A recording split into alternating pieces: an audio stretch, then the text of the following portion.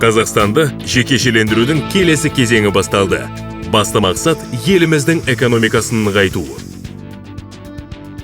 Жекешелендіру жеке меншік бизнестің одан әрі дамуын қолдайды. Мемлекеттің экономикаға шектен тыс араласуын азайтады.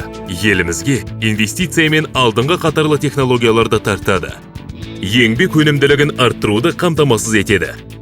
Жекешелендіру кезінде Қазақстанда 782 компания, соның ішінде Самұрық-Қазына компаниялар тобындағы 216 актив сатылады. Қор нысандары Астана мен Алматыда, Қазақстанның 12 аймағында және 9 мемлекетте орналасқан. Бизнеске Самұрық-Қазына компанияларының түрлі үлесі ұсынылады. Олардың жетеуі IPO-ға шығарылады. Жекешелендіру ел экономикасының өсуін, оның тұрақтылығы мен тиімділігін қамтамасыз етеді.